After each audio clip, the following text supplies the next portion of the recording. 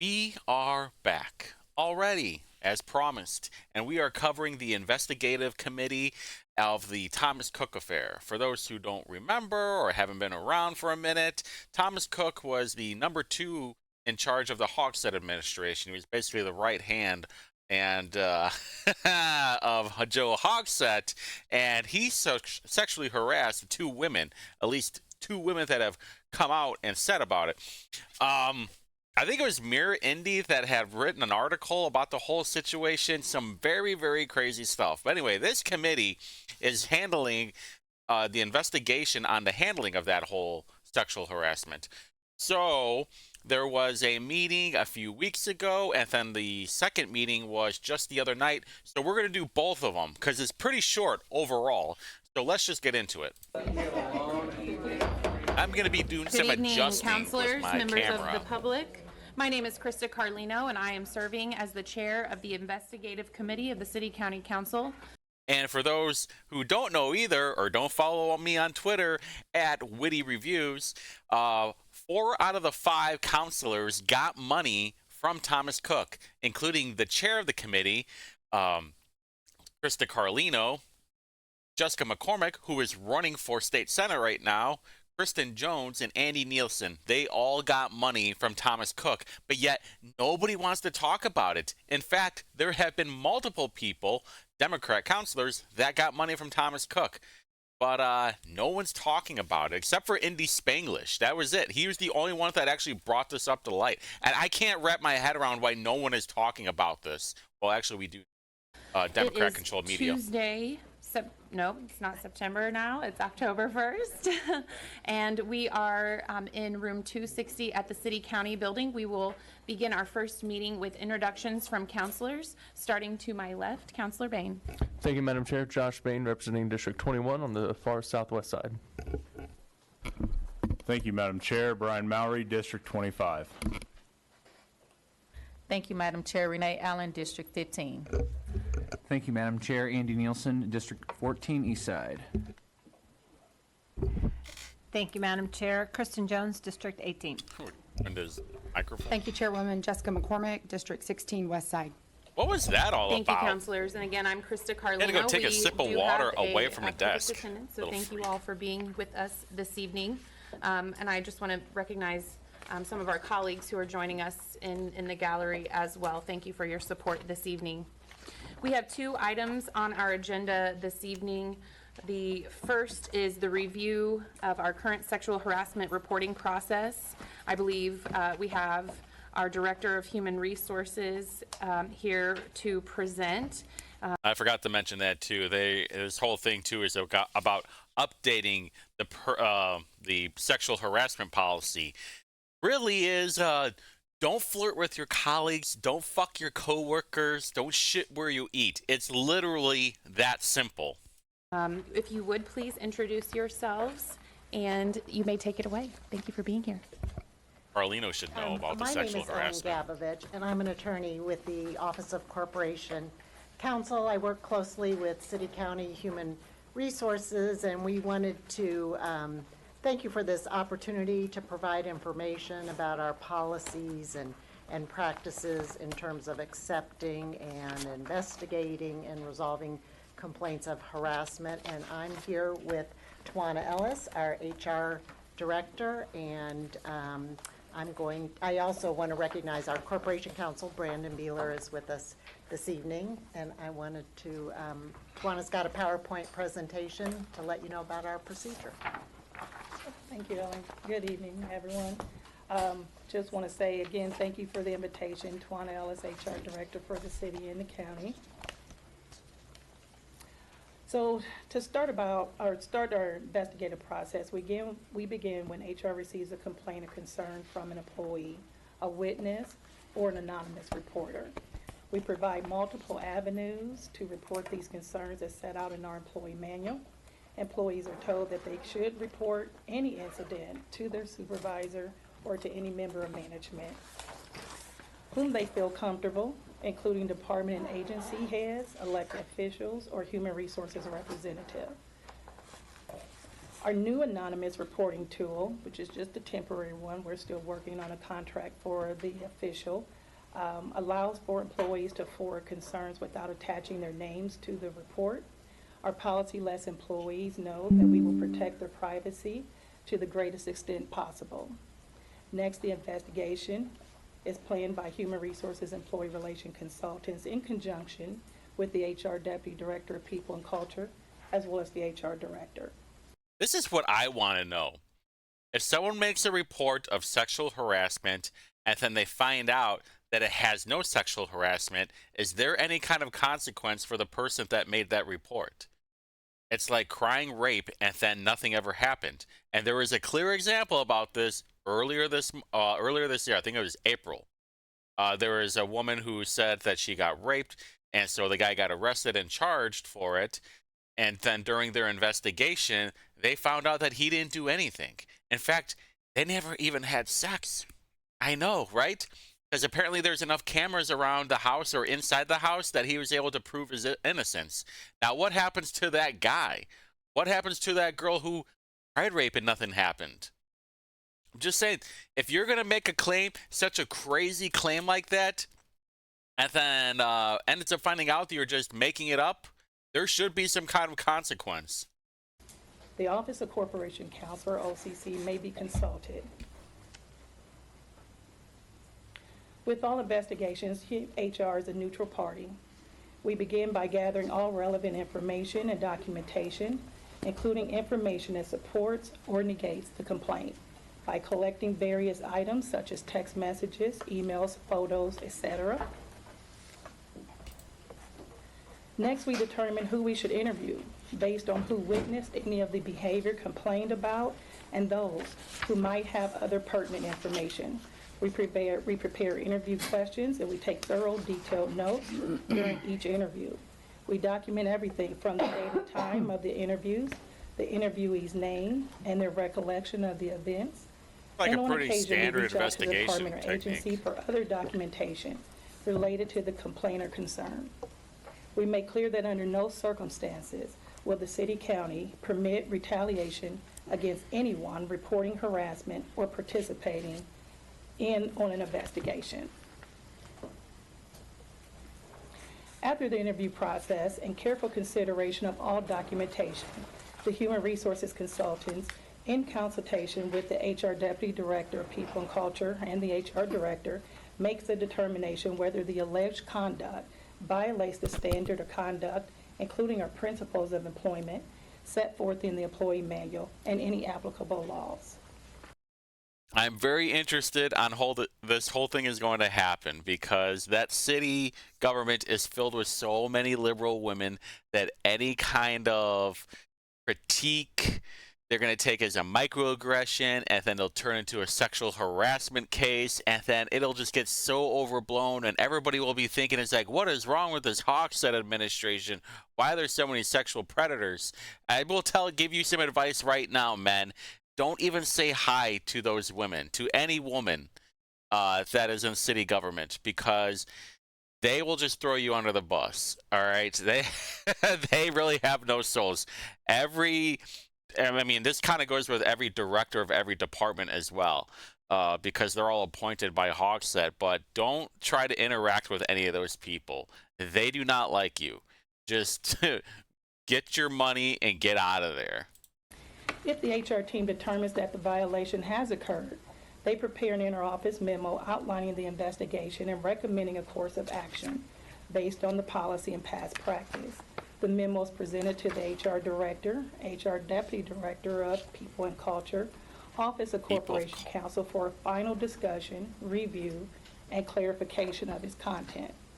If HR and OCC concur with the determination that a violation has occurred, the memo is presented to the department or agency director or elected official who oversees, manages, supervises the employee involved.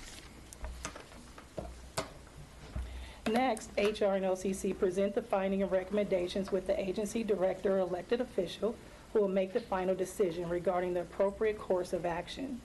HR works with the department or agency to ensure that the determined resolution is implemented.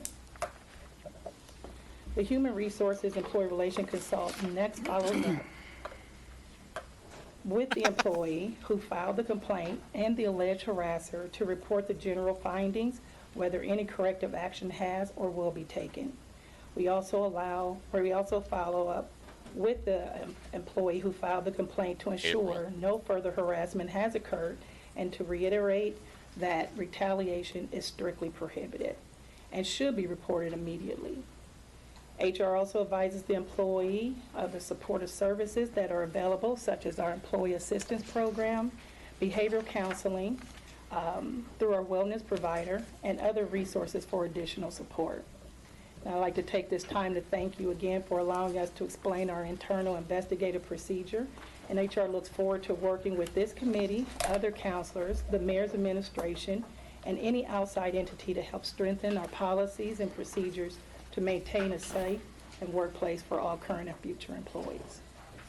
If you're still all watching too, it's very interesting the two women that were calling Thomas Cook a sexual predator, because one of them I think lives in Denver now, but on her Twitter profile it says that she is a leftist witch, and then when you check out what she's selling abortion pills, which is kind of wild. And then the other one, Caroline Ellert, the only reason I know that is because she works for Andre Carson now, and she was trying to run this virtual town hall that I think was purposely messed up so people couldn't ask him when Andre Carson was going to debate John Schmitz.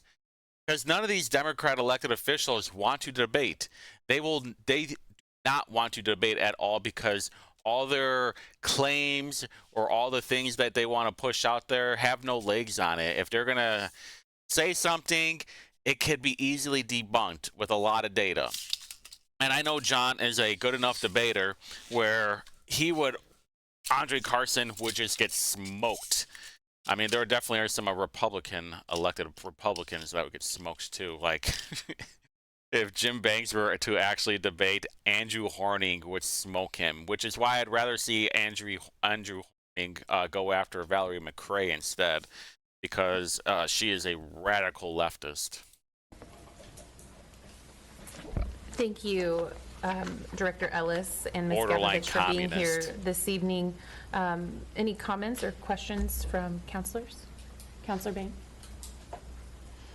Thank you, Madam Chair, and thank you for the presentation. How long has this current process been in place, and what, if any, changes have been put in place since 2017? These are still the same processes we've been following throughout my entire tenure here. Which I've been here, I think we revised it most recently, maybe 2016, 2017. Which is very interesting. This problem didn't happen until Thomas Cook decided to show up, because he was listening to the voices in the basement, plain and simple. He couldn't control his head, if you know what I mean. And that's what happens when you have a bunch of gooners working out for you. Okay. Do you remember kind of what the highlights were of that change? I think we introduced the interoffice memo in a different format. Okay. And then I know you said that the elected official or the department director are the ones that make the final decision on these personnel issues. How often are your recommendations followed? Would you say all the time, or are there exceptions? I would say small exceptions, but that is very rare. Usually when we explain to them that HR has made this recommendation, if we have any pushback, we try to have another meeting and involve OCC as well. Okay. But you would say it's probably followed 8 out of 10 times, 9 out of 10 times, or? I would probably put it more in 9 out of 10. Okay. Thank you. Thank you, Counselor.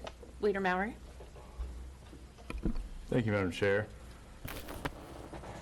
You had mentioned that there's a responsibility to report these issues, and my question is, I've completed our training that we've been required to do, and what is exactly the supervisor's role? What he's saying is that every person has to take sexual harassment training, because you have to have training to understand that you should not be touching people unconsensually, if they don't want it. To report any violations It's or any late. sort of issues. My words are a little off, but we're I think getting we are there. all obligated to report these issues, and particularly management. If they become aware of it, I think that they too should report those issues to HR. I think that's why we're here today, is that we've had individuals in our workplace that have just not reported it. Can't report much of anything if we don't know about it, or we can't investigate anything if we don't know about it. Sure. So in the private sector, I'm a little more used to that with those procedures. And typically, almost all the time, what I see in the private sector is if a manager or a supervisor is made aware of a situation where an employee feels uncomfortable, they have a duty to then report that, not tell the employee that reports it to the supervisor or the manager to then report to HR themselves. Is there a policy that says in place, is there a policy in place that says that they are required as a supervisor or manager to then report to HR immediately?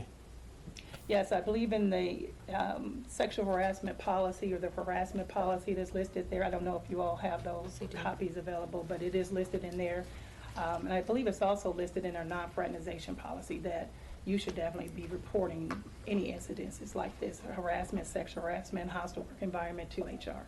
What Thank you. I think happens? it's one- What happens if a woman is sexually harassing a man? Like, what if she just like goes up to her and grabs him by the dick and be like, "That's mine, daddy"? Hey, it happens. Just saying. Other things Does that's happen. been brought up More than you before think. the media and before all of this is that someone was made aware as a manager or a supervisor, and they told the employee to go to HR rather than to say something on that employee's behalf.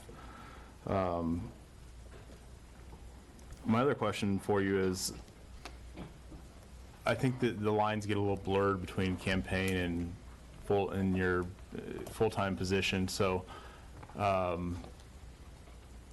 do you folks handle that if it's an employee of the city, but they're also volunteering on a campaign, it happens on a campaign, or it happens in the city? Oh, in a does the city procedure capacity? is the procedure When those different? lines get blurred when it's not directly involved with the city involvement, but it's campaign time. How does that work if something happens in that respect? That's a good question. Hey, you know what? I see what he's asking. If you are working, say if you're not working for the city, let's just change the scenario a little bit. What if you're not working for the city? What if you're a volunteer instead, and you say, "Hey, Thomas Cook, this freak gooner, is sexually harassing me. Who do I go to for all of this?" Or what he's probably more or less saying is, someone works for the city and they're going to be doing some volunteer time. Is the procedure any different? I would say no.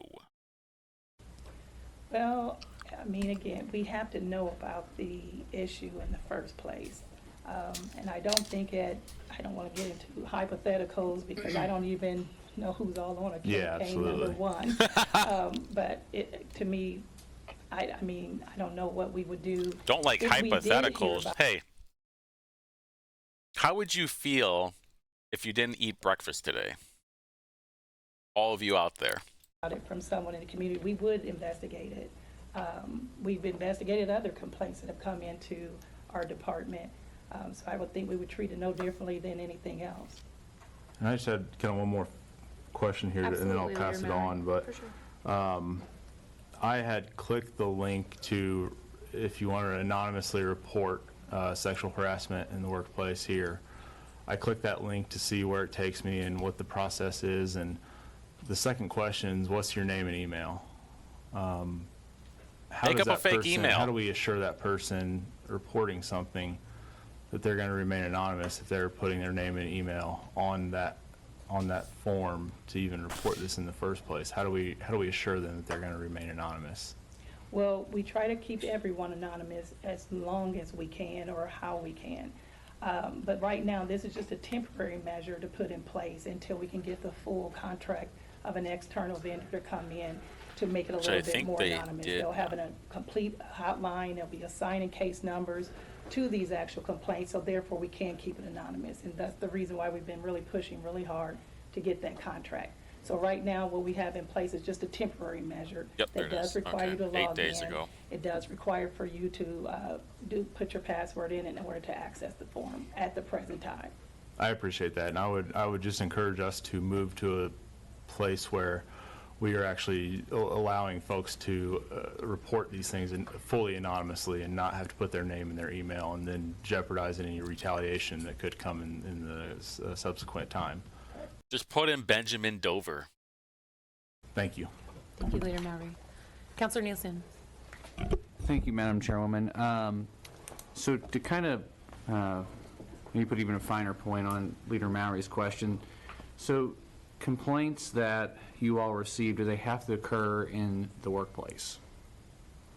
They're easier to investigate if they are happening in the workplace, because at least I have the policies and procedures to discipline them. However, people are no longer here. It's very hard for us to investigate and get them boy, to that's- cooperate with us as compared to an employee who's working here. So That's going to be very interesting. That's going to be super interesting. So maybe two employees who still work here, however, the complaint or concern didn't happen within the CCB or on public grounds, but happened outside of, at an event, community event. Would that still be under the purview of city HR? Yes, it would. Okay, thank you. Just a couple more questions, Take Madam your time, Chairwoman. Counselor. Thank you. So these inter-office memos that you described, I think it's slide 5, do those become permanent records of an employee's file? Maybe I'm not getting the HR lingo correct, but No, they would not. they are not. So what happens at that point with which action is not taken? The memos are deleted? No, we don't delete anything. Yeah. We have several laws we have to follow, so we can't delete anything. They are just stored Yeah, and Hillary. filed online. Okay, so that they don't become a permanent part of an employee's file. Okay, thank you. And then the final question is, so I appreciate you outlining this process. It's easy to follow and kind of see what's going on. So what happens when HR is going through its investigation, it's brought to HR, goes to OCC, the recommendation is to bring this to the agency director or the elected official, and the person that the concern or complaint is made against is that person? Then we would not be bringing it to that person. It would have to go into the next chain of command. So how does that work?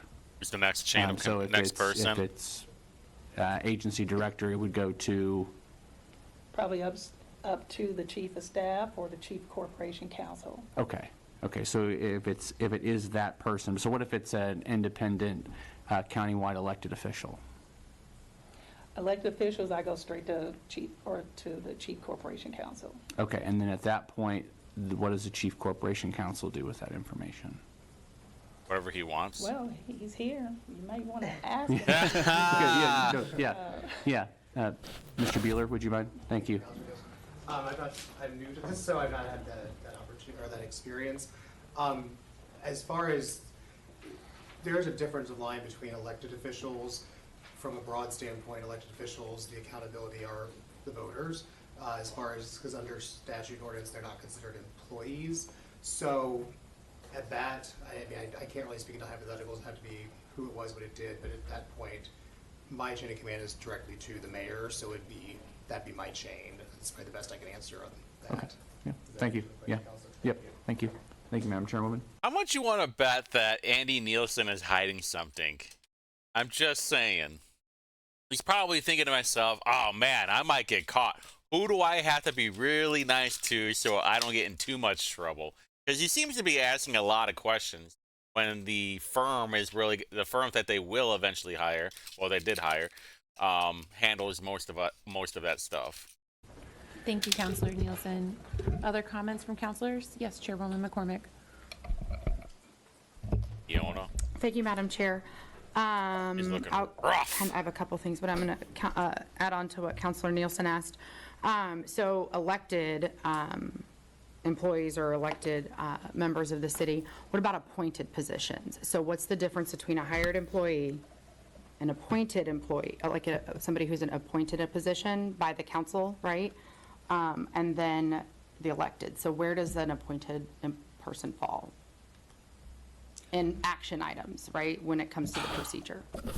Oh, well, they can definitely be investigated. Usually our appointees have to report up to either an elected official, but if they are an agency head on the city side, it's a chief of staff. Several other our county agencies report up to a board, so we would go to the chair of the board. Okay, I think I'd like to get a more, maybe not necessarily tonight, but more clarification on that one. So the 5 years, I guess, that I've been serving, there's been some misinformation maybe about those different roles and how HR can take action. And so I think Like what? like if you could provide us with What that clear information misinformation? on the differences between them. Am I wording this right? I don't think so. Chairwoman, can you? Madam Chair, Chairwoman, can you save me? I sound like a buffoon. Oh, I'm so dummy. Dummy. Please, blonde bimbo, save me. I think what I'm hearing you say is, will HR do the investigating and make a recommendation? And what about in certain instances where you can't take action? What happens if it's not within your purview? Right. So you can't fire one of us, right? You can't remove one of us from office, and you can't do that with an appointed employee, correct? We could technically make a recommendation to the board, to the chair board, and have them make the decision. They're also the ones that are also confirming their appointment into those positions. So they can be removed. Chair of the board. So I guess going with that, if it's the council that appoints, you would come to us as counselors in that case, for those that we appoint to seats? Or still be on the chair. No, Let me just kind of level set a little bit here. I think there's a difference between appointed employee and appointed, like, board or commission member. Yes. And so I just want to make sure we're all clear. Appointed employee, so not that I want to pick on, The but mayor's appointed, the mayor our makes appointees. Clerk Winfield is appointed, right, as clerk. Director Herget in Public Works, others of that set. So if you can't take action because they're appointed by us, can you remove them from office?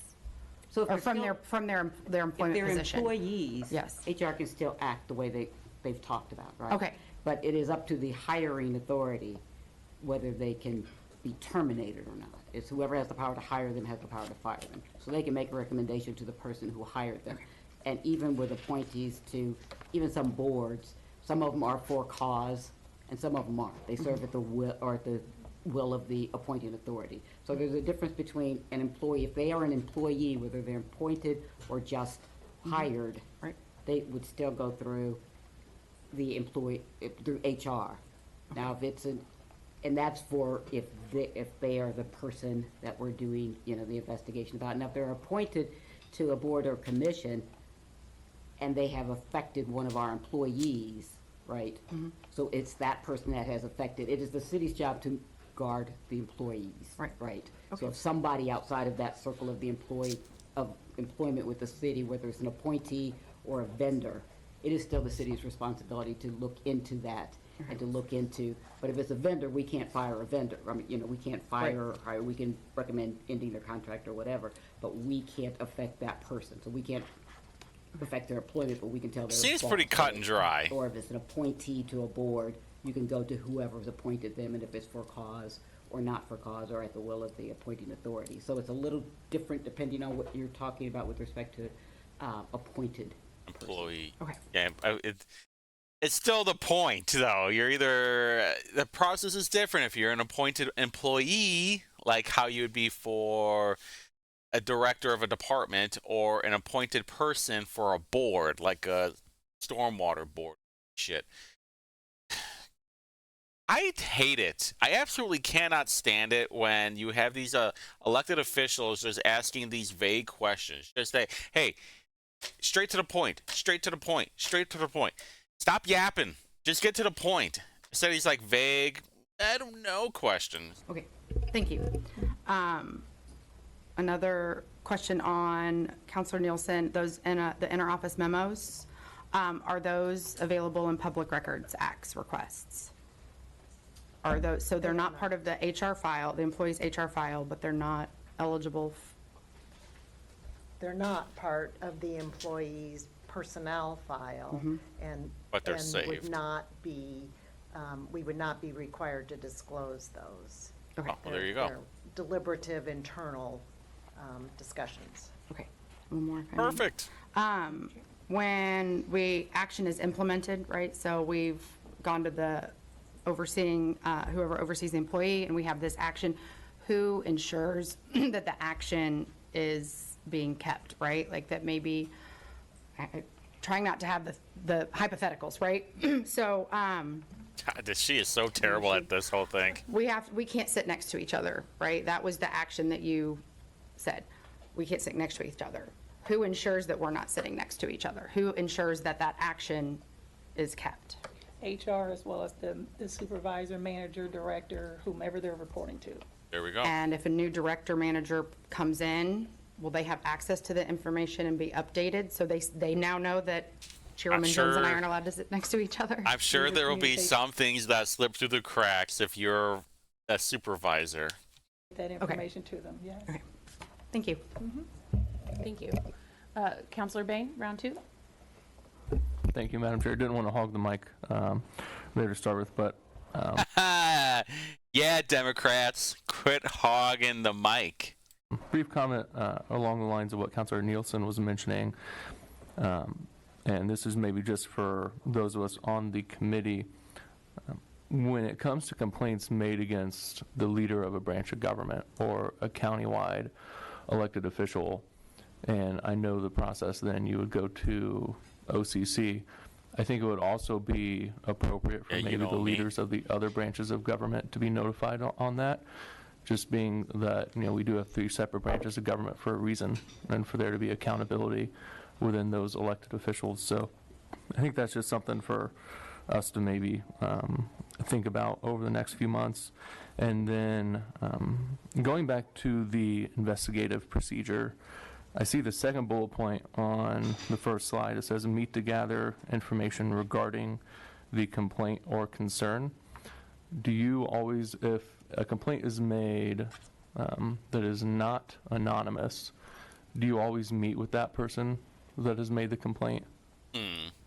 Yes, because we need more details and information in order to formulate our questions, in order to conduct a thorough investigation.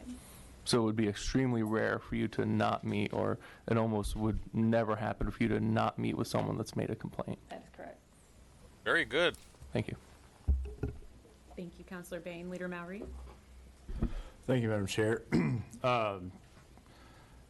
Councilor Bain kind of hit on my question I have, but I want to get just to where there's no gray area for myself or anybody watching.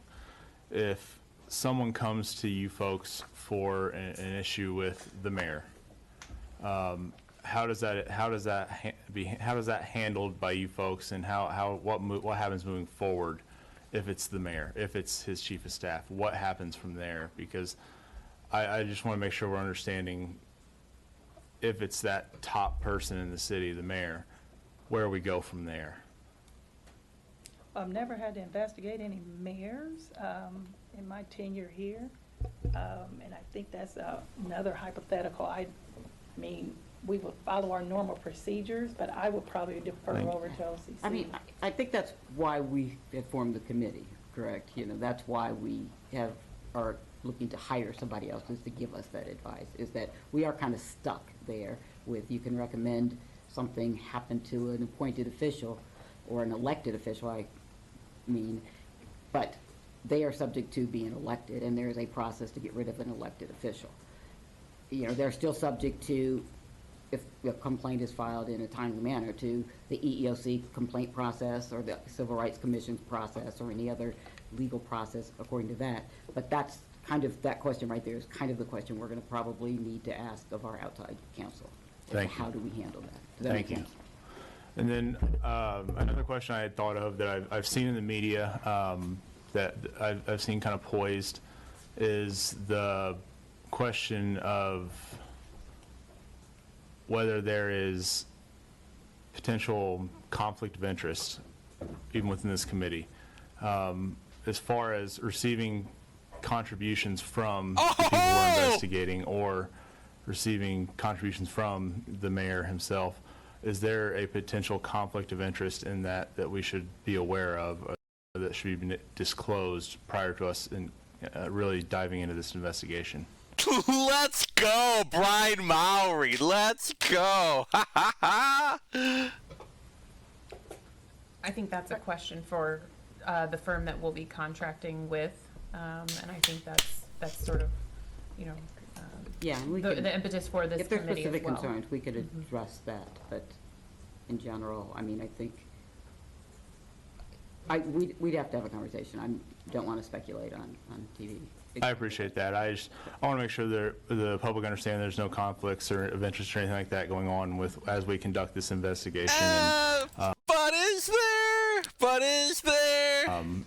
Being that I've seen it poised on the media that there could potentially be a conflict of interest with, maybe not wanting to dry up funds coming their way. I want to make sure that the public at large understands that we are doing our best to investigate this matter. And I've seen those, so just stop by and we can talk about Thank you. it. Oh, let's go.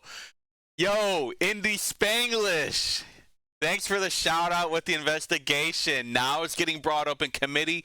Now we'll know when the law firm starts looking at stuff as, hey, is this whole committee a fugazi?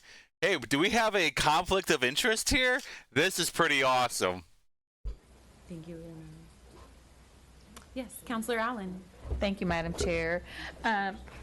Going back to the investigative procedure, when one is submitting their claim against someone, has this system been tested to make sure that the victim is completely anonymous? Well, we just started this anonymous reporting process just recently, like, I think a lot of things got aired in the media in August. Our team, the HR team, instantly activated and created this anonymous reporting tool. One of the leaders is sitting right behind me that created it. And as I think Councilor Mowry stated, you still have to log in right now and disclose, or at least log in with your city login or county login and the password in order to access it. We're hoping that once we have this contract in place, it will truly be anonymous. Like, you could literally just call the hotline and or log online, state what the complaint is. It just makes it very challenging on our perspective to investigate if we have questions. Like, how do I follow up with someone who's anonymous? How do I get more clarifying questions answered if they're anonymous? So again, we try to keep that as private as we possibly can, but there may be times that we need to have a little bit more information about their complaint. For example, I'll use one. If someone calls or files a complaint, my manager's been mean to me. I don't know which one of our hundreds of managers in our enterprise is being mean to whom. So again, we try to keep that as private as we possibly can. So if the system hasn't been tested and we're using an in-house system that someone created versus using a third party. And then going back to something else you just said, when you're doing the investigative, like you said, if you got a manager, how are you supposed to know who is the manager? So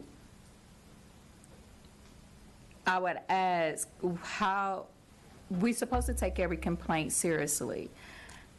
And even though you don't have the individual's name, are we really taking every concern seriously, even though you don't have a person's name? Because if I understood it correctly, you gave them an incident number, right, when they could make the complaint? With the future contract, they will be. Okay. Like, they will not be talking directly to us, so it's going to be anonymous. With our third-party contractor, we plan to make sure that we can ask as many questions to get as much information up front without us even having to reach out to whomever filed the complaint. And so it won't be directly to HR. I mean, that will still be an option for employees. We're never going to lock our doors and close people out and tell them they can't come and talk to us. But we're just trying to put more tools in place to allow people to come forward with any issues, concerns, even about myself, that will be on that anonymous reporting tool. Okay, so with that being said, would you consider hiring someone that will investigate every complaint is that a position that would become open in the future? We just saw the Finance Admin Committee go out passing the budget, but I'm more than willing to propose if the counselors or anybody. How who many give us sexual more complaints money- are you expected Yeah, to we can get? investigate them all out if you want to, but it becomes very pricey, I think, sending them all out. We got a good dedicated team, experienced team. They know what they're doing. We know what we're doing. And so right now, we're in this rebuild phase to make sure that our employees feel more comfortable coming to us with any issues or concerns within our work environment. One more question. Absolutely, Counselor Allen, thank you. So when you say you want every employee to come to you to feel safe, how, since the news media has broke the allegations, how have we approached the current employees and how are we approaching new employees to make each one of us feel safe of coming to you guys? Or is it something that we are discussing at new hire orientation, to talk about the integrity of the city, and that we're taking everything seriously? How are we approaching that? The mayor's office has already pushed forward his executive order for 2024, I think is number 1 for 2024, providing sexual harassment training for everyone. I think that sometimes employees get in a situation where they may believe, I'm not quite sure from new employee orientation if this is harassment or if I need to file a complaint or who to contact, because they may have been working here for years without any issues at all, and don't know. Yeah, probably because they're smart and they don't do the crazy shit like come up from somebody and grab their ass or anything. Who to contact. So I say all that to say we're at the present time. It's just we're so trying to make it wild safe to and me, confidential man. as far It's as just having so meetings, maybe. It's literally just so wild to me. And I don't know if it's not like something from Mad Men where like you're trying to hook up with every chick in the office. Like I think everybody, it's just, that's a bit embellished, and probably for New York, maybe that actually happened in New York. It's just for like in Indianapolis, I'm sure all the boomers that are still there, like, yeah, we're all just gentlemen. But then you get all these liberal cuck, they're just like, no, I want it now. It's just, I don't get it. Outside of our floor, in the more comfortable settings to investigate Probably because their these brain is claims. broke. But I do believe that with our third party, people will feel more comfortable. And I guess, again, that's why we're here today. Because if we would have had these things in place years ago, if I had the foresight to see it years ago, maybe we would have had this system in place some time ago in order to make people feel safe. I wasn't aware until I saw the news a couple of months ago. And I don't think any of us here in HR or in our enterprise didn't feel some type of concern or sadness. Some people were angry about the situation. And that's why we're here today, to try to work with you all, work with the mayor's administration in order for us to make sure that they do feel safe and comfortable, that they know who they can talk to. And our policies are procedures, we don't limit it just to HR. I mean, we may be the ones doing the investigation, but we give an opportunity that you can reach out to anyone. They can reach out to one of you all, and then you can bring the complaint to us. So again, we're trying to make it as safe as we possibly Well, wait a minute. So let's not get ahead of ourselves here, because I can give you an incident right now. So back in 2020, when everything was getting all crazy, someone had spray painted BLM, I think, on the Crawfordsville Road. I think it was the overpass over by Crawfordsville Road, if you're going south. And I emailed Krista Carlino, and I said, hey, this is your district. You probably might want to get this cleaned up. And I had a picture of it. I sent her a picture. And then she said, oh, go ahead and send that to DPW, and because they handle all that stuff. Hey, you're a city councilor. Why don't you show that? Why don't you? And you live right down the street. Just go down the street just to verify. It was just unbelievable to me. It was like, if I were a city councilor, that was kind of like one of the breaking points for me of like, I need to go run for office because of these shitty elected officials. can. Thank you, Counselor Allen. Yes, Chairwoman Jones. Thank you, Madam Chair. Thanks for your presentation. Thank you. Thank you for your presentation. On slide 7, where it speaks about the behavioral health services, could you speak a little bit, expand a little bit about some of those behavioral health services and talk to us about what they might be, what the city has to offer, and are they current city vendors? They are with us? current city vendors with Marathon Health, and also our Why is life everybody wearing services with black? our, Employee assistance program. All the women are wearing black for some They will provide reason. counseling, unlimited counseling for whatever needs that you may have.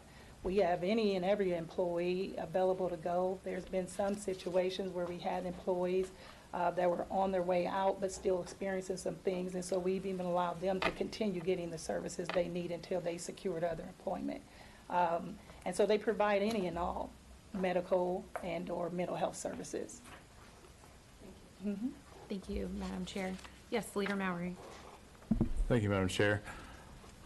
One of the things that kind of sparked my interest here between Councilor Allen and yourself with the dialogue we had was the process of what do we do with previous employees that may feel empowered now since this news has come out. And this may be a question for the chair of the committee, but how are we going to handle a potential previous employee that now says, I have the courage to come say something because I've seen other people do it, and it's not just me, it's not just happening, it's not an isolated event, it's almost systemic now. How do we handle those folks? Just like we would with anyone else. I mean, So it doesn't again, matter if they're a current employee or not? if they're a former employee, again, depending on if they're talking about employees currently, like, let's suppose someone leaves, and then they feel more comfortable now saying, I now feel safe to come back and talk to you, we will still conduct that investigation. About a current employee? Yes, Okay. that is correct. Okay, thank you. What if that person's a former? Well, yeah, I guess it really would. Well, actually, it would because Thomas Cook was a former employee, and then there was another guy who was under investigation, and I forgot who he works for. Something like Indianapolis. But like, what if there was a former employee? But he You, Leader Mowry. Councilor Bain. Thank you, Madam Chair. I think this will probably be my last question tonight, but have there been situations where a complaint or an investigation has led to an NDA being signed? Does the city ever use non-disclosure agreements? That's a good question. Not that I'm aware of, no. Okay. There we Thank go. you, Councilor Bain. Other comments or questions from councilors before I ask a few? Awesome, thank you. And thank you again.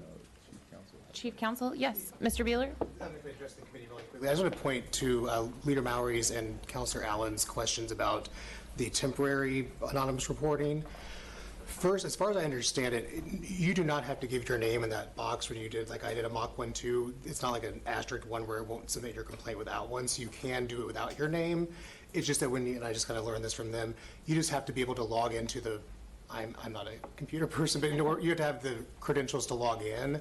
So perhaps your data is maybe like metadata somewhere, but Yeah. if you don't put your name there, or the person in HR who receives that complaint, it will be anonymous in that sense. But- So you don't have Yeah, but they'll be able to track of who logged in. to put your name in to report on our temporary form. Does that make sense?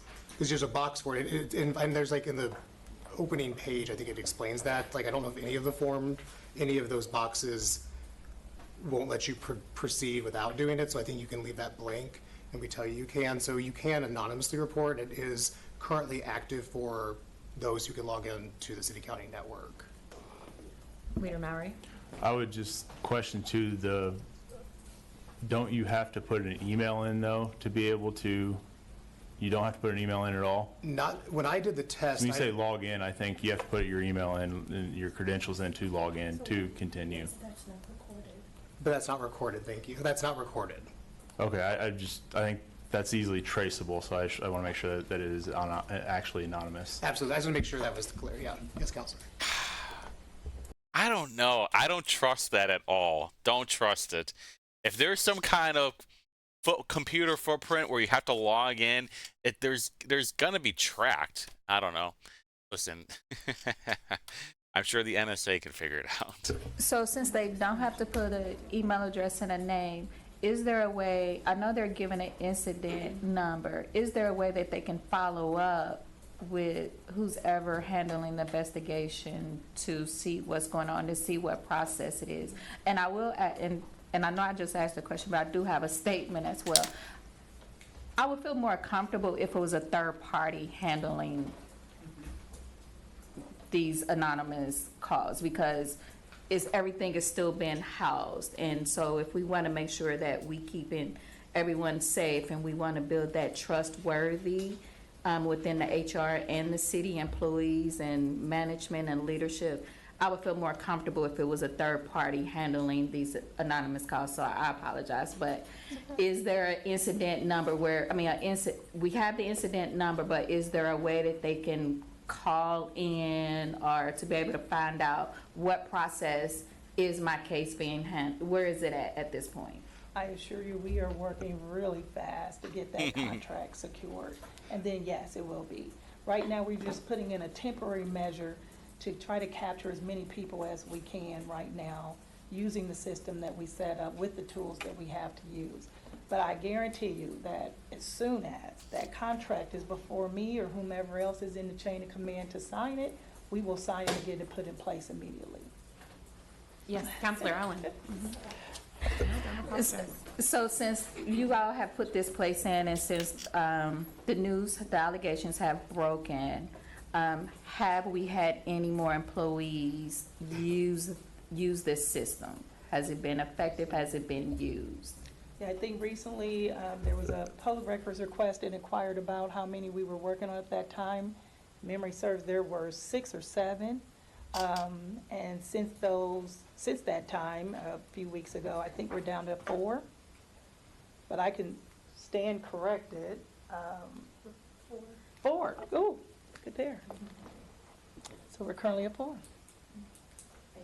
Thank you, Counselor Allen. Absolutely.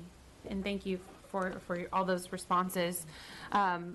Something Leader Mowry said about the sexual harassment training that we have here piqued a few questions. Do you know how long our current sexual harassment trainings for supervisors has sort of been a package that has been rolled out year after year?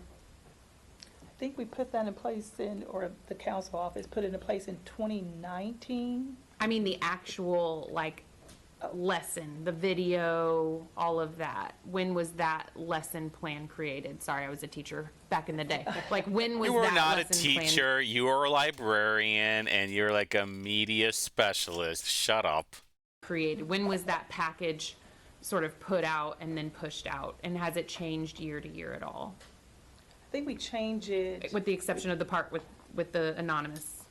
Correct. So I think that it is reviewed and reviewed by both HR as well as OCC. Usually the off year, when we're doing ethics training, we try to review it for its clarity, content, see if there's any new updates we need to be added to that presentation, and then we'll deliver it that next year. So I can't remember if we made many changes on the 2024 one versus 2022, but we did review it and make sure that OCC, if they had any additional laws and stuff change, things change, and so we want to make sure we have the most current up-to-date information. Well, I appreciate that response. So that tells me that the training that we just did as current supervisors was picked out 2 years ago, essentially, with the exception of... I can tell you that. Can you tell me, sir? In 2019, this council body passed a resolution that went into effect on January 1, 2020, requiring all supervisors to complete a sexual harassment training program, which is 2 hours long. And in that resolution, it was subject to any official or supervisor, should they not comply with that, they shall be subject to appropriate sanctions. Any counselor that did not was not completed by that, subject to any censure by this City County Council Ethics Committee. So I'm curious, kind of piggybacking here off you, Madam Chair, if I may, how closely we followed that to make sure these trainings were being followed.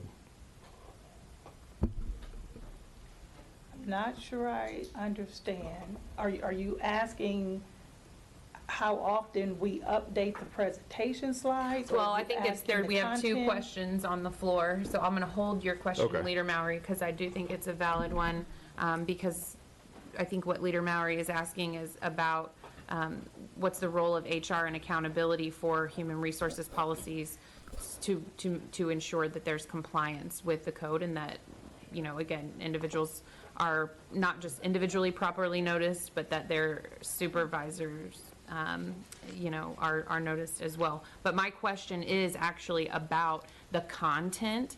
Specifically in our current training, counselors, those of you who've completed it already, thank you. It's not due until October 30th, so just to be clear, anybody who hasn't yet completed it for this year is still in full compliance as long as they completed it last year. But there is a TED Talk, if some of you know what that is. There's a TED Talk in the video that references best practices for ensuring victim safety, for ensuring comfortability in coming forward. And one of the best practices in the TED Talk was about anonymous reporting. And I think it's really interesting that we don't have, and we didn't have until just a couple of months ago, due to these incidences, an anonymous reporting mechanism, and we still don't have one today. I believe, Leader Mowry, you were trying to get to the crux of how can someone no longer able to log into that system get to that form, even if they can leave the email blank. And not only that, is that a link that we see in our internal videos, but what does that look like for members of the public or former employees to report? Is it a public link? Is it something that's being shared out? And then to that end, I know you said that we're waiting on a contract, but in terms of timeline, what are we anticipating? January 1, into next year, right? So truly, there could potentially, to Counselor Allen's point, be victims or individuals out there who are holding on to complaints and reports until there is truly an anonymous mechanism in place. Okay, let me see if I can get all of those. Jeez. The content, let's start with A the lot going content. on So here right now. We do, again, try to reevaluate the content on the off years to get any type of updates. We send those recommendations over to OCC if we have any. They review it, vet it, tell us legally, hey, yes, we do have some more edits and things we need to make, and then we will deliver out the training. So again, I don't recall us making too many changes from the 2022 to 2024 for the content. So it seems like since the content stayed relatively the same, that for years, supervisors in charge of policy have been educated on best practices in anonymous reporting, and yet no action was ever taken to institute an avenue for anonymous reporting until there was an incident. Is that correct? Well, anonymous reporting was always available. They could contact us, and I know you don't think that that's truly anonymous in the word of being anonymous, but they could always go to someone else and have that person bring the complaint to them. So it's not that we had to have a contractor in place to say, hey, here's an incident number. We get complaints and concerns from employees or different managers and supervisors all the time to say, hey, this person is having this problem. Okay, I need to know what that is. Did they explain to you what the problem is? We start asking all these questions to try to get to the information to find, and again, find out the true facts of what the complaint is, so we can either support it or negate it. Either way, we will look into it. So I don't think we needed to have an anonymous reporting tool when we had so many other options that were available for employees to report something that was happening. So most recently, listening to one of our former employees through the media again, who stated it would have been nice to have an actual outside anonymous reporting to explain what I was going through. And I don't want to quote any of her words or anything, but I think in that sense, that's why we decided, let's move forward and create something a little bit different. We found a very good company, I think, that will assign the incident numbers, that will allow someone to call a 24-hour hotline without them actually having to speak to someone in HR. That incident number will be tied back to a phone number that we will not be having access to. And again, working through this third party to try to help make them feel as safe and anonymous as possible. And so I don't remember. So is there any way for members of the public who are, maybe had past employment here and under the Hogshead administration, is there a link for them to file a complaint that's not directly to your office? At the present time, no, it isn't. We do. Well, okay, so this is that's the 1st of October. Today is the 11th, but then just within a few days of this meeting, there is now an anonymous 24/7 hotline that you can do. So, I mean, credit where credit is due. They got that lickety split.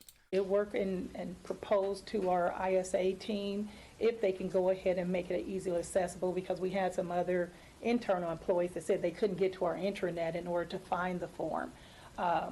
And so therefore, we acknowledged that and said, hey, what can we do in the interim before this contractor comes in? What can we do on our public-facing site? So on our www.indy.gov site, we're trying to find a link on there where people can go on there and access it. Again, it's very hard because, again, you still have to use your city login and password that we don't see. I'm not a tech person at all. I think most people in this room would tell you I'm not. But that's the limit of it, from what I understand from the tool Okay. we currently have in place. I appreciate that. And just for the edification of the committee, Edification. who do you report to in the administrative structure? Who does what agency or what individual does HR fall under? We fall on the Office of Finance and Management, and so the true director of our department is the controller, Sarah Reardon. Okay, Is and who I then who report to. appoints the controller? Mayor. The mayor, Yeah. okay. You're a city my question councilwoman. You should know this. on slide 6 is about, just to clarify on the noticing of individuals, elected officials, the agency director or elected official. So if there was a complaint about any council staff, it would go to President Bob Osley. Is that correct? I would defer to the council. I would assume if Did they I had a misspeak? complaint. So if you've gotten any complaints from the counselor and there's a recommendation or an investigation that is done or a member of the staff, who gets that report back in that notice? Would it be the president of the council? I don't, Go ahead. Are you referring to staff of the council or our body? Either one. Our body, if there's a complaint there, it actually goes to the chair of the ethics committee, so that would come to me. Okay. And then if it's our staff, then, Oh no.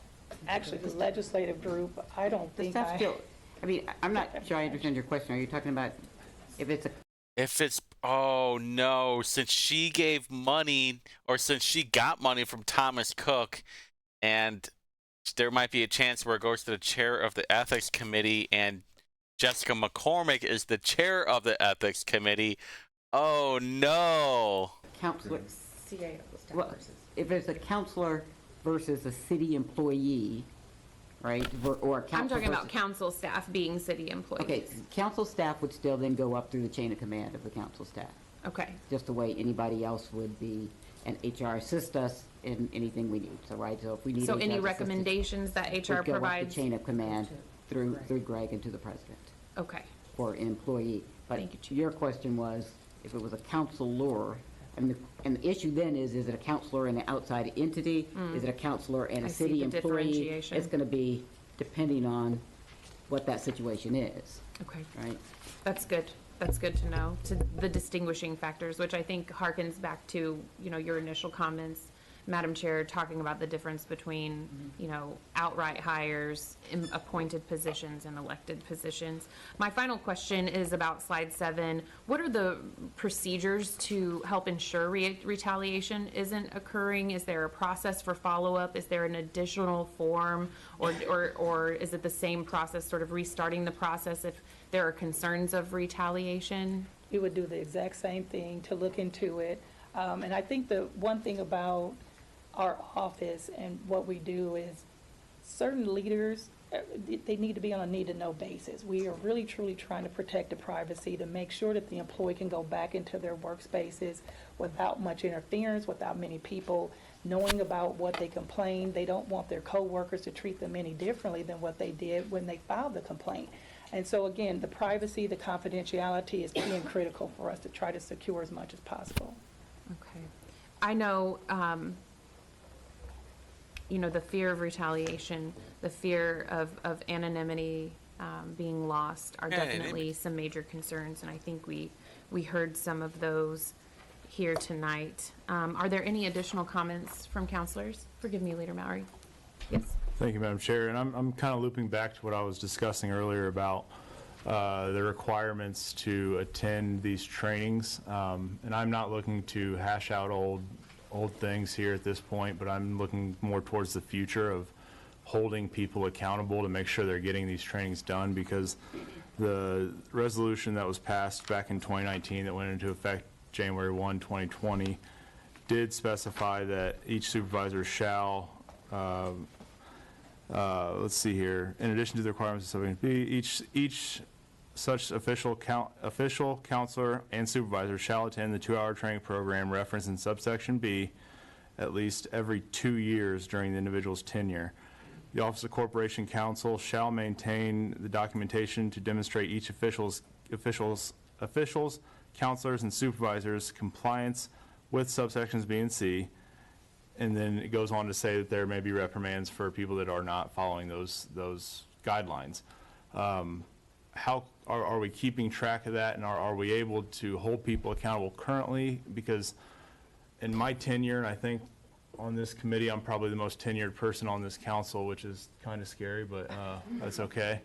I don't recall ever receiving anything or hearing of people receiving anything saying, hey, you haven't completed this, you need to get it done, and then it being escalated to the point where I'm in front of an ethics committee saying, why haven't you done this? We do run reports, not daily, probably every other day or at least once a week, to inform the department agency heads, the directors, the elected officials about who has completed it. At the end of the training session, if we need to open the Lessonly link back up for employees that missed the deadline or supervisors and managers that missed the deadline, we'll do that as well.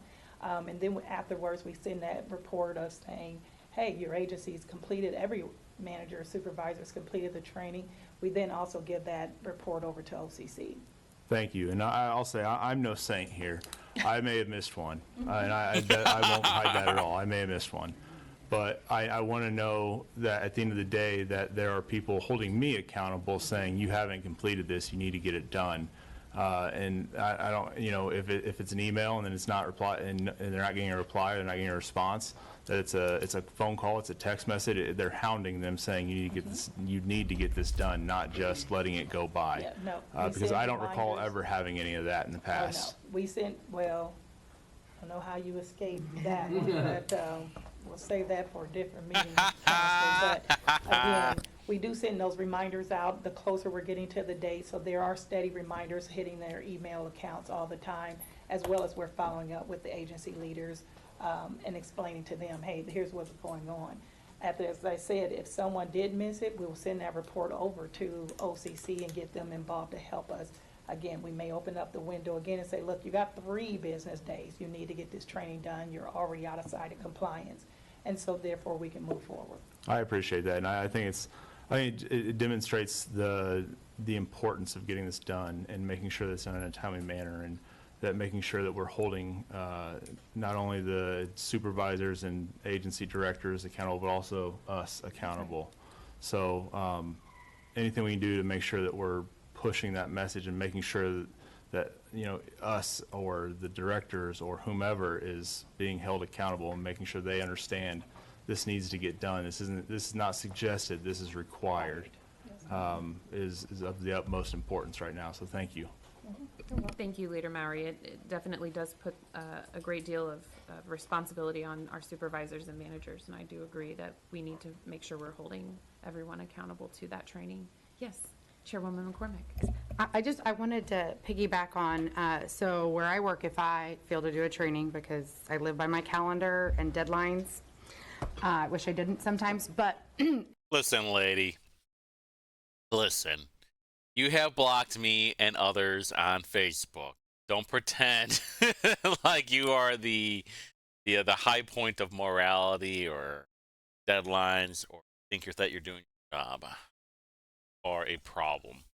If I've missed a training, I don't have access to my system at work, so I can't do my job. So I wonder if that's something that maybe we could look into with ISA is, like, it says that your computer's been locked, you can't get to your email, you can't log into the services or Like whatever. a temporary account disabled. Right, yeah, it's disabled until and you have to walk down to HR and you have to sit and do this, and then you can go back to your work and do, or I don't know if we can hold paychecks, but, right? Like, so I don't think we can. But something like, so you can't even access the system. So that happens at my work. And then I think just something I hadn't mentioned, has to do with my day job, but going back to supervisors reporting, right?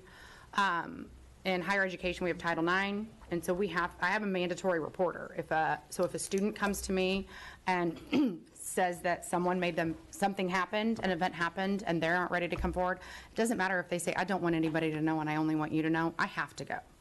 So I have a responsibility, I have annual training that I have to do for that one. So I think that might be something, maybe that's not Title IX, it's the Clery Act, I think, actually, I apologize. But I think those are some things that we can look at as far as that mandatory reporting, as well as ensuring that we get it done. Because, again, I've not done some training and been locked out of the computer, and it wasn't by my not wanting to do it, right? It was just, I missed the emails, missed the reminders, or got too busy by the deadline. So anyways, I think there's some good solutions that we can do, but I think it is important to keep us all accountable for that. Well, I would agree, Madam Chair, and I think if I'm not mistaken, does the window open up for this training in September and then it closes in October? It's about a 60-day window roughly? Well, we've done it at different windows. I think in 2022, we did it in a June to July segment, but we had a lot of leaders, especially the CFOs or other directors that do budget presentations. It just wasn't good timing.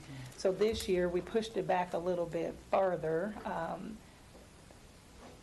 And we probably need to think about how we need to strategize this, because this doesn't seem to be a non-busy period for us to say, hey, stop what you're doing and do your 2-hour training. That was actually going to be my point, Ms. Ellis, because you're exactly right. I think we're preparing the budget during the summer months. Some of us are traveling if we're lucky. I'm usually not. But I think even now, having the window currently in the middle of the budget season, when we do have part-time counselors who are also attending sometimes 3-4 committee meetings in the evenings, you know, it really does, and it's a 2-hour training, so it's no small thing. And so, you know, not having it associated with sort of June through October, I think would be critical, specifically for this body, but even all the agencies, you know, that they all present their budgets, and we do this annually. January 1. Just open it January 1? Yeah. Is that, it's not an official motion, but it was a recommendation. Madam If Chair? I could, and the training, so just for the public to know, you don't have to do it in a straight 2-hour window. You can break it up into chunks. And so for anybody who's maybe postponing or anything, it's not something, that's how I had to do it. I cut it out, yeah, what did you say, 4 modules? Yeah, so it can be broken up. Yep, yes, thank you. I don't think I have any more questions. Counselors, any other questions for Ms. Ellen and Ms. Tawana? Ms. Ellis, sorry, and Ms. Gabovich, forgive me.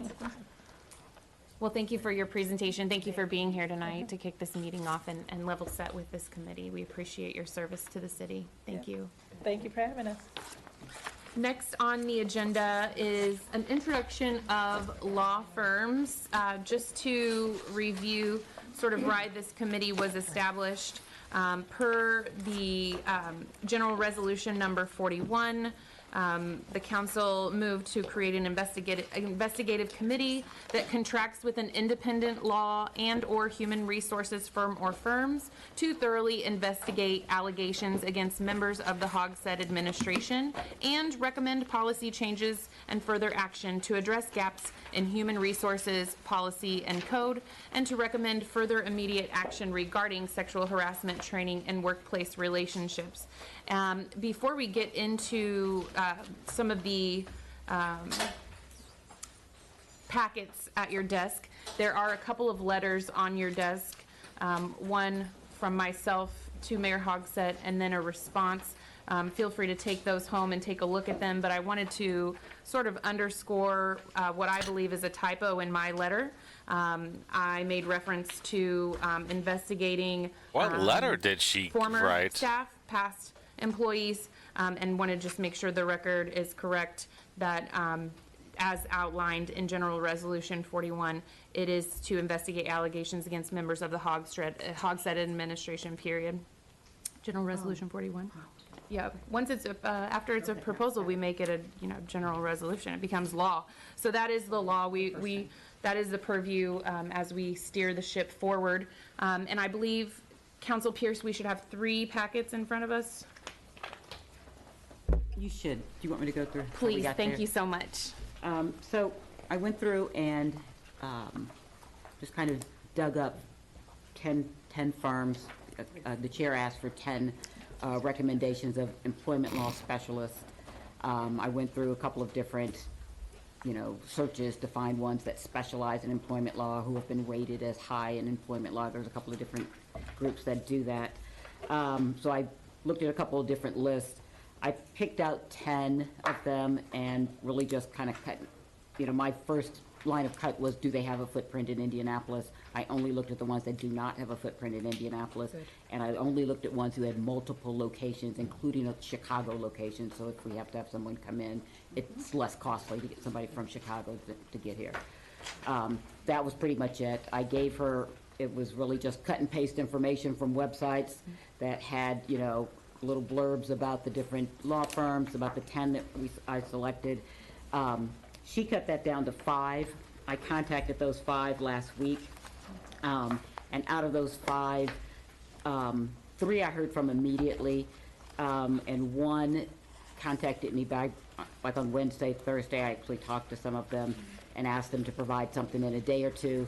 1 actually withdrew their name from consideration. They said for reasons they did not disclose, they would not be interested, so we won't be talking about that firm. And I've tried to be anonymous with this so that people that aren't involved don't get their name out in the press. So the one firm is not. That left us with 4 out of the top 5, or out of the 5 she selected. The 5th one did not get back with me until yesterday, and so I gave her a couple of more days. And so when she provides her information, I will email it to you. So you should have 4. With respect to what you should have the 4 different firms. All of them do a lot of. I've had a conversation with somebody from all of them, and they all seem overly qualified to do what we need them to do. They've all provided different information. Don't make a judgment on the brevity or the length of their presentation. I asked for 2 pages, plus or minus, because I know when you ask an attorney for 2, you'll get 12. Yep. And I did not want a missive, but I told them to provide what they need to provide. So if there's information you want back, it's my understanding that we'll not make a decision tonight. That's right. We'll come back on the 9th and make a decision. If there's information you need from one or another of them, so that you can compare apples to apples, let me know. Call me, preferably, and let me know, hey, for so-and-so, I need this, and I can contact them back and have them provide it. But kind of get quickly so that I'm not calling them every day and say, okay, I need this from this counselor and this from this counselor. So if you can kind of go through, they're pretty short. I think everyone has their pricing in there. I asked for government pricing. I asked for at least a discount. So you'll see. Yeah. So I asked them to please provide, a discount if they could. And I think they've all provided their regular rates and then their government rates. Nice. Hey, not bad, huh? I'm sorry. Their discount rates. So you should have 3 different firms. There should be a 4th coming, hopefully in the next day or 2. If you want me to go through the list and select another 1 or 2, or if you just want to stick with these 3 or 4, if we don't get the other one of those 3, they're fine. I think we have good selections here. If you want another one, I can contact another one and get information. Probably most of these came to me within a day, so I can get similar information from any of them within a day. So. Thank you, and I appreciate your help in not only the research portion, but then vetting and eliminating some of those pieces, keeping in mind sort of the fiscal side of things, but also some really great firms, some really strong attorneys who do have that background with EEOC compliance, investigations, and even that government relation piece is really crucial. And so counselors, you do have those. It's sort of, I'm, being a teacher a bit again, you will have homework. And as Counsel Pierce said, she will, work with Clerk Winfield. Should we get that fourth packet, that will be given to us digitally, or if you request a hard copy, please let them know. But the goal is to, our next meeting is October 9th at 5:30 in this room. And the current only agenda item, it may change between now and then, but will be to officially vote and select, and as this body, to vote and select one of these firms. So please do reach out with any questions that you have. Feel free to take your time with those. No decisions will be made on that piece tonight. And then before I conclude tonight's meeting, want to make sure that the members of this committee and anyone watching from home know that in addition to the October 9th meeting, we will have a meeting on November 14th at 5:30. Oh. And we will also have a meeting on December 4th at 5:30 p.m. as well. November So 14th. that is sort of Is the that what she said? timeline through the remainder of the year. And moving forward, the goal would be to, engage in a contract with the selected firm and begin to work with the Hogshead administration in conducting the investigation and moving our charge forward. Yes, Leader Mowry. Thank you, Madam Chair. Just a quick question here, Council Pierce. I haven't had a chance to really dive into these in depth. I was just kind of glancing over this one I had in front of me, Morgan Lewis.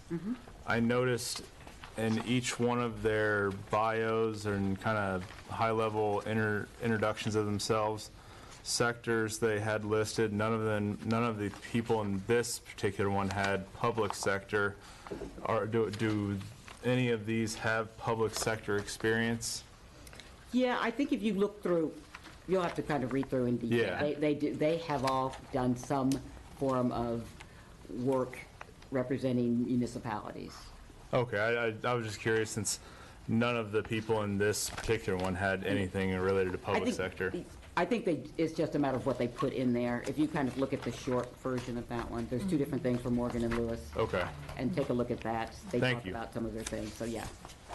But that's exactly the type of lens, Leader Mowry, that we want to comb through each of these packets and ask the questions of. And if you want those additional firms. information, like specifically about that, I can email them back and say, please provide. I'd love your- that, thank you. Okay. Counselor Bain? Thank you, Madam Chair, and thank you, Council Pierce, for all your work on this. I think it's really important that we partner with someone that is not in Indiana, but one of the things that this body did is we granted ourselves subpoena authority, which we would hope to never have to use, but should it come to that, we're going to be likely in a courtroom should a subpoena get challenged. And I noticed none of these have admissions to the Indiana bar. Could that be an issue that we run into? I'm not sure how bar admittance works or anything like that, but would these people be able to practice in an Indiana courtroom? So there's a way for you Good to question. get like a temporary status here, and we would probably have to hire somebody local to do that. And then they would just work with the local person if it came to that. So Makes sense. I they mean- would have to work with someone local in order to get temporary status? No, they would apply, I do believe.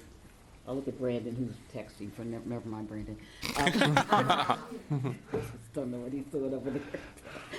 I do believe, and I'm not 100% sure how it works, but I do believe that if you're an out-of-state attorney, you can apply to get like a temporary status or something like that. Yeah,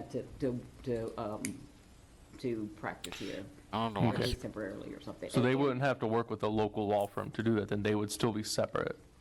I think it depends on how long it is and what we're doing, so. But we would have to, I mean, if we get to the point where we're going to court, we're gonna have a whole lot of other conversations we're gonna have to have. Okay. Well, I just want to make sure that if it did come to that, we at least have the ability to do that. And how much it'll be. I think we set our place by saying we don't want Indiana for footprint, so we are where we are. So, Yeah, and I do think understanding the laws and that temporary licensure would just be good edification for the members of the committee to know as well. Any other questions, Councilor? Chairwoman McCormick? Thank you. Thank you for all the work that you've done to prepare for this.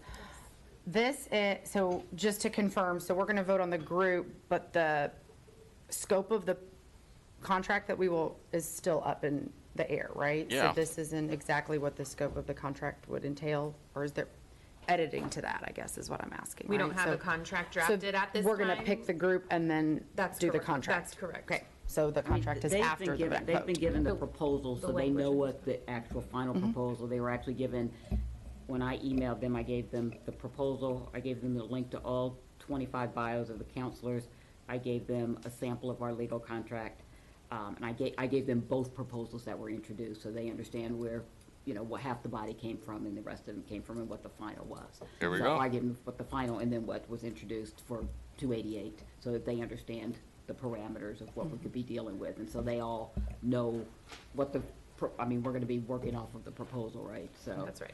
Okay. I just wanted to make sure that we're selecting the bound by group. law, Well, yeah. but we're selecting the group and then we're gonna, the whole scope and that. They- Correct. They've all got the Thank same you. information, so they know that they're all going to be Good question. working basically on whatever we ask them to kind of do. Yep. No, we're not doing that in a week. No. We're not doing anything on a hurried timeline, especially not when we're dealing with, severity and serious allegations that this committee is dealing with. So yes, thank you, Council Pierce, and thank you all members of the administration that are here working with us this evening. So we have officially been introduced to these law firms. We've got our homework and marching orders leading up to our next meeting on October 9th. We know we have a November and December committee meeting. Are there any other comments or questions from counselors? All right, with that, we are adjourned. Thank you. Well, there we go. There we go. On to part. Good evening. I officially call the Investigative Committee of the Council to order. It is Wednesday, October 9th. It's a little after 5:30 p.m., and we will begin tonight's committee with an introduction of counselors to I see Fiona has her sunglasses on because she is such a my left, professional. Counselor Bain. Thank you, Madam Chair. Josh Bain, representing District 21.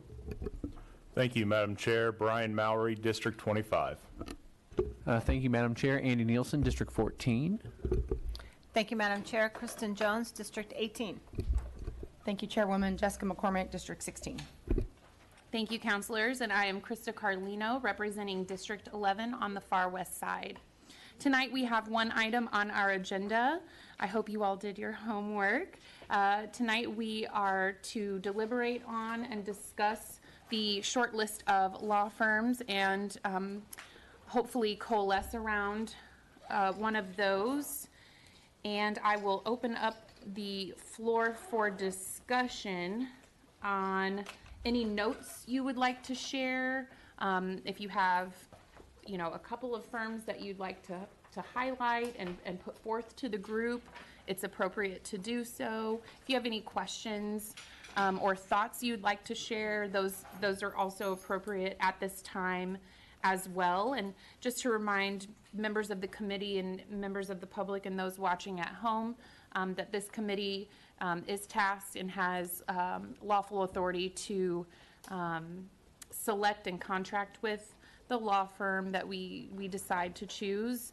Tonight's motion won't need to go to the full council for approval. Councilor Allen, welcome. It won't need to go to the full council for approval. And so essentially, should we choose a firm tonight, we could begin conversations about contracts tomorrow.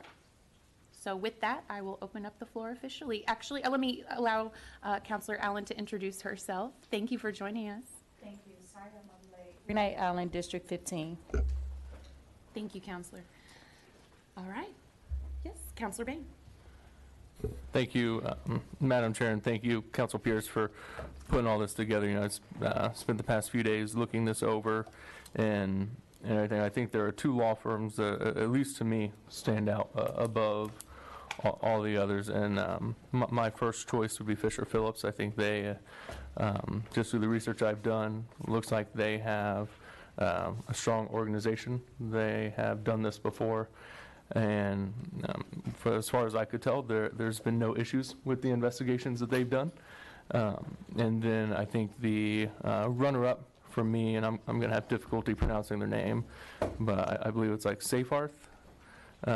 They also seem to be a very reputable company, a firm that we could partner with. But I'll throw those two out to everyone for consideration, see if people are also thinking along those same lines. Thank you, Counselor. Yes, Counselor Nielsen. Thank you, Madam Chairwoman. Appreciate the opportunity to weigh in on this. As I was going through evaluating the firms, also want to reiterate the good work of our council on getting this together quickly and having a lot of information for us to review. I was looking at evaluating these firms, looking at the ordinance that we passed. We need a firm with experience in investigations, someone who ideally has some experience in the public sector, working in this kind of environment. We specifically call attention to the EEOC in our ordinance, so that was something I was also looking at. Which firms had experience in actually advising on HR policy. That's one of the things this committee is also tasked with. And then as a follow-up was the good conversation that we had just last week on if we get into an environment where we need to issue subpoenas and their ability to possibly represent in an Indiana court. And so that just as a way of how I've been thinking about this and kind of scoring these four firms. And so I actually agree with Councilor Bain that Fisher Phillips, I think, rose to the top. I think there are a couple other firms that come in kind of a tight second, but I really appreciated that they have, talked about how they have attorneys on staff who are barred in the state of Indiana. I think they were the only. Josh Bain leading the pack as usual. In the best position, should that be something that Look, grumpy Kristen need. Jones. And they also had experience in issues of noncompliance and dealing with that. So those are some of my thoughts, but just want to second that I think Fisher Phillips, in my opinion, is the lead firm. Thank you, Counselor. Thank you, Chairwoman. Yes, Leader Mallory. Thank you, Madam Chair. I'd like to echo the sentiments of Councilor Bain and Councilor Nielsen here tonight. I think that Fisher Phillips, I believe it was, is definitely one of the most qualified to handle this case. One of the things I do want to draw attention to for the folks at home, and also kind of voice my concern and disdain with one of the groups that we found, was the Morgan Lewis group.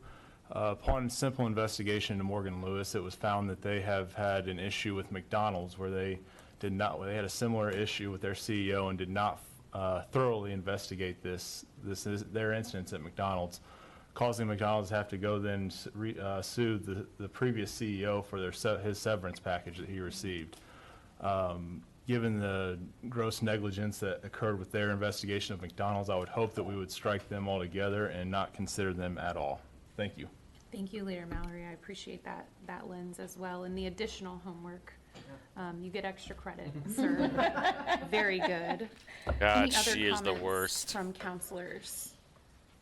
Oh, forgive me. Yes, Counselor Bain.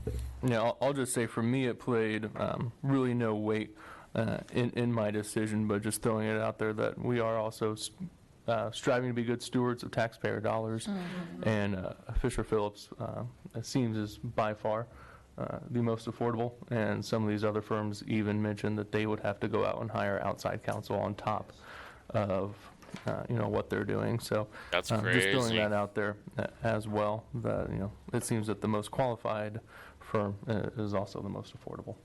Well, there we That's go. always a good thing for sure as well. Yes, very good. Any Very other good. comments? Very great. Thoughts? Yes, Chairwoman Jones. Thank you, Madam Chair. I agree with everything that's being said, just my 2 cents. The Safarth, if that's how you pronounce it, looking at them, I agree with the, if you look at the representative highlights of the work in the space, some of that spoke to me when it talks about being retained by government entity. It talks about the toxic environment. I think that would be very helpful to us as well. So if they're chosen, I think that would be very helpful in our space as well. Thank you. Just as a point of clarification, Safeworth does have attorneys that are admitted in Indiana. Yes. Yes, they do as well. I thought you were doing that. Yeah, it's on this page right here. There we go. The one, Oh, is that an attachment to an email? That was the attachment in the email you sent. It was an additional information Oh, that in was the, sent out. Was that in this one? Yeah.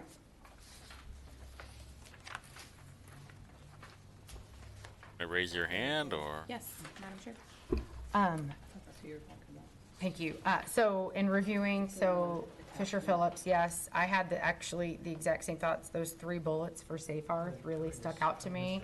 And one of the sort of maybe side is, since they like explicitly talk about some of the exact things we're looking into, it mentions the EEOC and other things. While their price is a little bit higher, there's some discovery and investigative work that they probably already know about that may take away some of that cost that they would have had to do during that investigative time. So I think if we're looking at that cost perspective, which I know Fisher Phillips falls into, the Safe Hearth had those specific bullets, and those 3 really stuck out. So, so I think there might be a cost savings, even though they are on the price side a little bit more. Maybe from a time spent Right. perspective? Yep. Less Okay. hours. Possibly, okay. Yes, Counselor Allen. Thank you, Madam Chair. I looked at Safeworth too, if that's how we pronounce it. But those 3 bullet points, which I did underline, that is what stood out to me. And I know that we talked, I know one of the biggest things is the cost. And so for me, we got to ask, do we want to look at quality or do we want to look at quantity, and where we're going to do the offset is that. And I agree with Councilor McCormick. We have to look at the 3 bullet points, even though it's going to cost us a little bit more money. And they outline the work that they have done. And so those are things that I was going to say. That's who, I'm not saying we should go with them, but that's something to very much look at also. Thank you. Just like, don't care about the money. Doesn't bother me at all. There's like the whole Tiffany Henyard, Deb Whitfield situation of just don't care. We're just going to spend the taxpayers' money. I'll tell you what. Looks like Fisher Phillips is the firm. Thank you very much. And I think for the members of the audience who don't have the handout, and I do apologize, we don't have a visual aid this evening. Yeah. And you want to know why? Because Carlino does not want transparency. It's literally that simple. You could have posted something on the Indy Council Twitter, but you refuse to. As usual, Democrats that are running these committees want zero transparency. It looks like there's a big old piece of poop right on her desk there. For Fisher Phillips, the discounted rate for this matter is $595 at most for some of those attorneys. So much money. And then for the CFARth, it is $680 per hour. So That's the low. on the low end, yes, for the associate rate. And then That's just so much money. $1,000 per hour for the standard partner rate. So the standard rates for Fisher Phillips were $895 at the top range. So we're talking about a difference of $105 per hour. So it's a difference, and over time would definitely add up, but are not really too terribly far off. So just something to note. Councilor Bain, I appreciate looking through it from a fiscal lens, and being good stewards of taxpayer dollars is definitely something that we want to make sure we're taking a look at too. Madam Chair?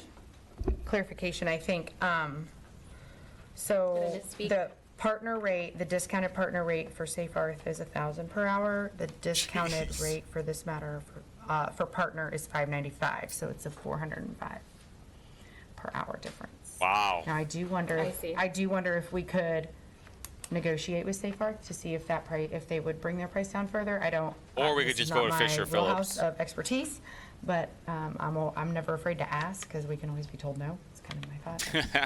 But if Don't that say is that. possible, so there is, so $400, so I think That's right. Yeah, I so, stand corrected. And, yeah, I think I mean, that's a huge amount, right? So we're talking about almost half. Yeah, it's a double. And they do almost have double. in their portfolio, their package, like their presentation is good. So I think if we're looking at both of those things, these three bullets do stand out. But when we're looking at the different variables, I think that is a big difference. Yeah, thank you for distinguishing that. It looks like Fisher Phillips discounted associate rate was $495, and then the associate rate for Seaforth was $680. So that's a little closer, and I anticipate those individuals would be doing the bulk of the work, not the partners, We're under 200. but definitely. Hey, guess what? Josh Bain over here, he did his research. This is why he said, hey, we should do this. And look how many dopes it took. It took 5 dopes and 1 king, right? 5 dopes to figure out what 1 king figured out, huh? Democrats, you're awful. All right? Bain's leading the discussion. Just let him take control of everything. He's doing the research. Just go ahead and shut the fuck up and say, yes, Josh Bain. Yes, Counselor Bain. Definitely a gap there. Counselor Nielsen and then Counselor Bain. Thank you, Madam Chairwoman, and I misread my own notes, and yes, I remember seeing the note with Safarth having Indiana attorneys, so thank you, Leanne, I appreciate that. I do think, though, and I know this probably comes under the contract, if I was reading this correctly, Safarth would be putting 2 partners on this investigation, while Fisher Phillips would be putting potentially 3 partners and 2 associates.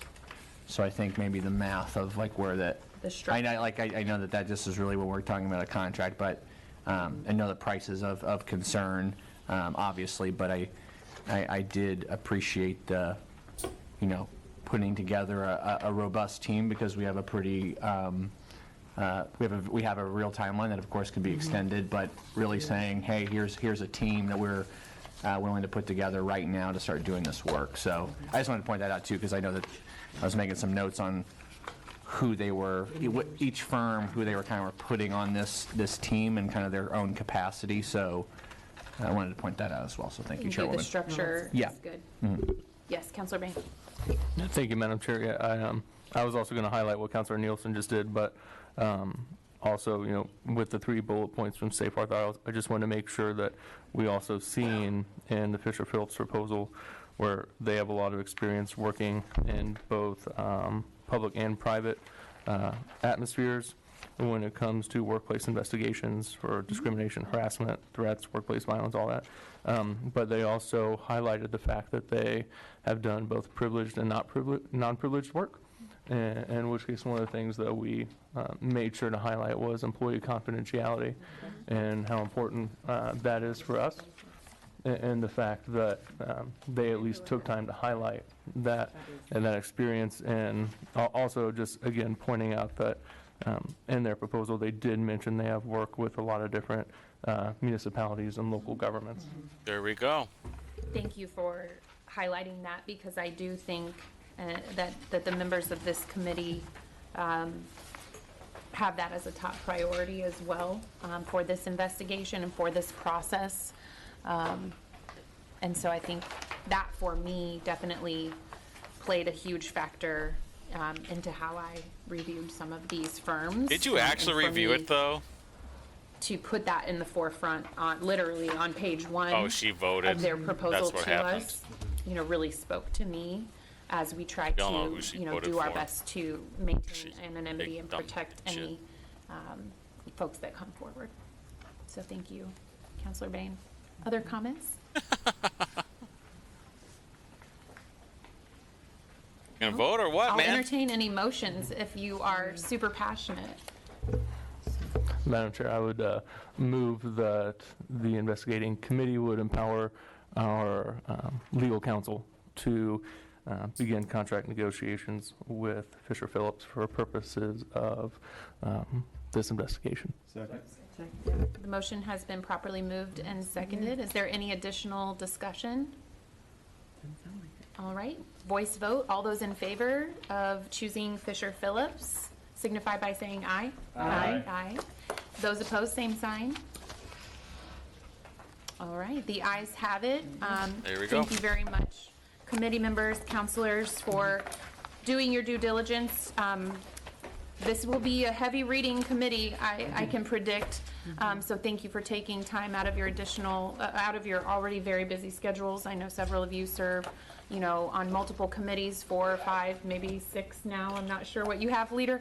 But just again, thank you for taking your time That's to extra attend to money. this task. And without any other business on our agenda tonight, we are adjourned.